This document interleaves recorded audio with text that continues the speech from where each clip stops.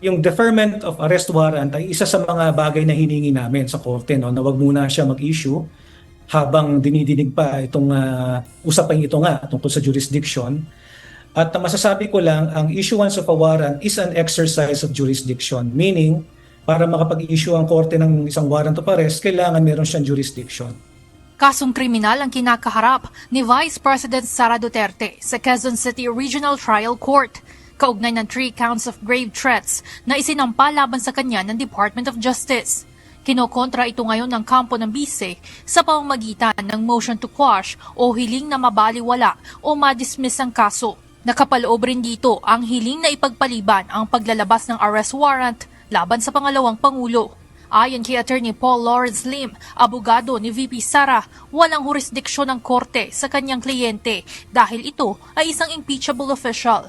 Yan din ang sentro ng kanilang inihaing manifestation sa husgado na humihiling na magsagawa muna ng oral arguments patungkol sa issue ng jurisdiction.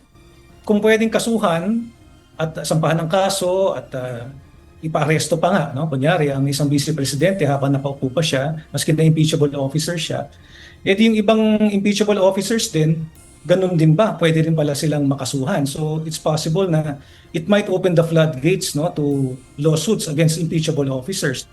Ngunit para sa isa sa miyembro ng prosecution team ng umuusad na impeachment trial ng bise. Ano ibig niyang sabihin? Pwede siya may saksakin ngayon tapos wala akong accountability? Yung po nga pangalang Pangulo. Yun yung basic logic po ng question eh. At ng kanila pong position dyan eh. Di ba? Na pagka, ibig sabihin, gagawa na lang ng kung anumang krimen. Grave threats man yan, alarm and scandal man yan, and worse, di ba? Pagpatay. Hindi po ba? At yan yung sasabihin mo. Sasabihin mo, everyone else, all impeachable officers, can be charged. No, my answer to that is, yes, they will be charged. Pagka meron ho silang aktual na ginawang krimen, even during the course of their term. Ayaw namang makipagpalitan ng argumento ng abogado ni VP Sara sa kongresista at nilinaw na kine-question lamang nila sa korte kung nasusunod ba ng tama ang mga nakatakdang batas at proseso, bagay na parte ng legal remedies na pupwedeng gamitin ng isang akusado. Samantala, may puna rin si House Prosecution Member Representative Terry Ridon matapos samahan ni VP Sara ang kanyang kapatid na si Davao City 1st District Representative Paulo Duterte sa Davao City Regional Trial Court para sa pagdinig sa kasong grave threats.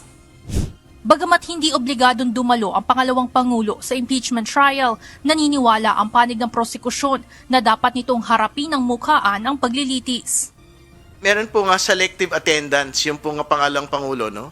Of course, the proceedings of her brother matters, no? Kasi syempre kapatid niya ho yun. Pero I think the more important proceeding for her would be her own grave threats proceeding at the Senate impeachment court, no? But the way that she displayed her loyalty or her obligation to her sibling should also equate the obligation that she need to perform by facing the charges hurled against her. Yung obligasyon niya naman sa taong bayan, hindi ho natin nakita yon dahil hindi ho siya pupunta at hindi ho siya pumunta. Tuluyang kinasuhan si VP Sara ng DOJ dahil sa umano'y pagbabanta sa buhay ni Pangulong Ferdinand Marcos Jr., First Lady Liza Marcos at dating House Speaker Martin Romualdez. Ang aligasyon ay isa rin sa ginagamit ngayong batayan ng prosekusyon sa impeachment trial para mapatalsik sa pwesto ang pangalawang Pangulo.